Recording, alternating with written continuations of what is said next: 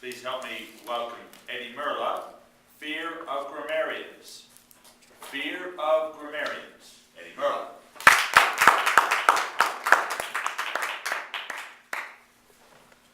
That's right, Doc. Every Toastmasters meeting, my brain freezes, words drop out of my head, and I sweat from places I didn't know could produce sweat.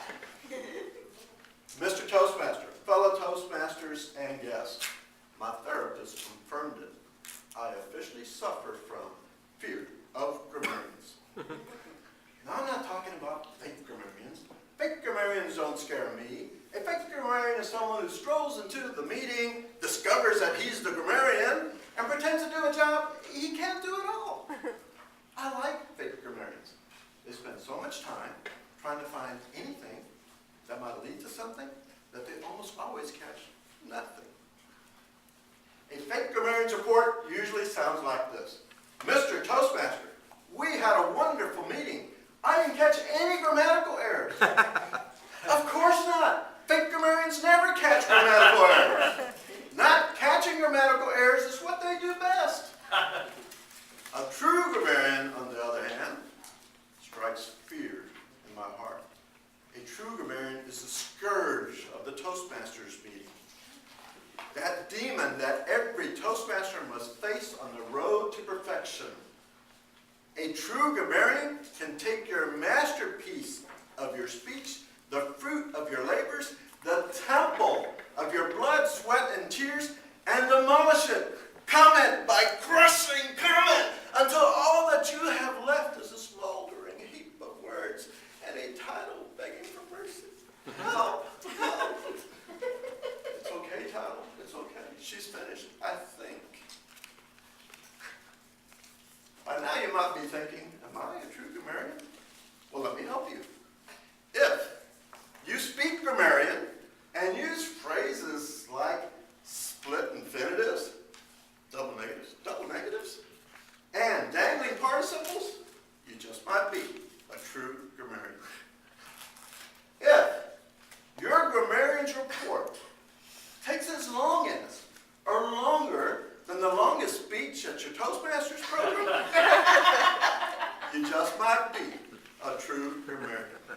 And if, after you give your brilliant and thoroughly inclusive grammarian's report, which spares no one, you look around the room and the only one left smiling is you, you are definitely a true grammarian. So Toastmasters, I have a question for you. Why do we need grammarians? Who cares if we dangle a few participles?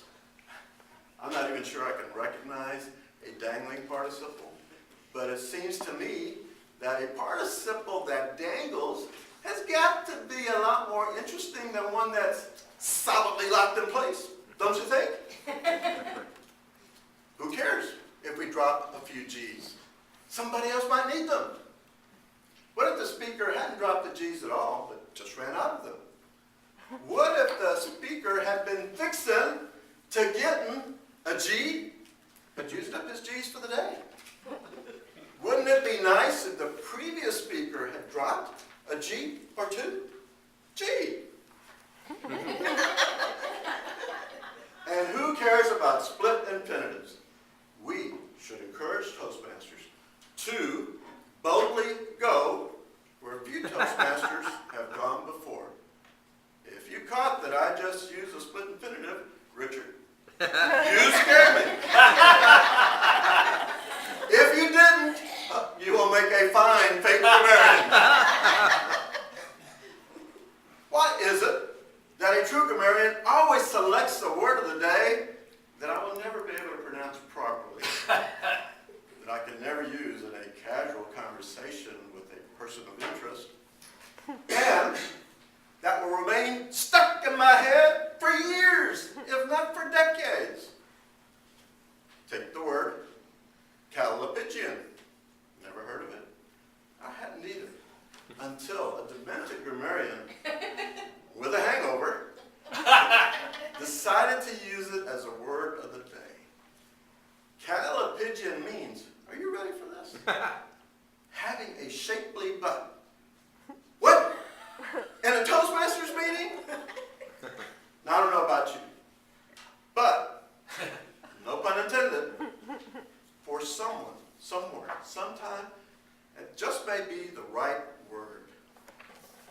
Fake grammarians, on the other hand, they avoid those multi-syllable words and go for the easy layups. Faith, hope, love. You know why they select those words, right? Right. So that the word of the day report can sound like this. Mr. Toastmaster, we had a wonderful meeting. Everyone used the word of the day today properly. Of course they didn't. But those that didn't will think, gee, I must have used it. Ladies and gentlemen, I will close with the latest therapy that my therapist recommended. It's called Face Your Grammarians.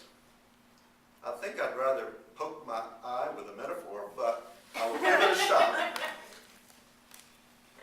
Fake grammarians, I love your total lack of concentration, skills, and knowledge, but I have a recommendation for you. You should read this really cool book. It's called The Dictionary. True grammarians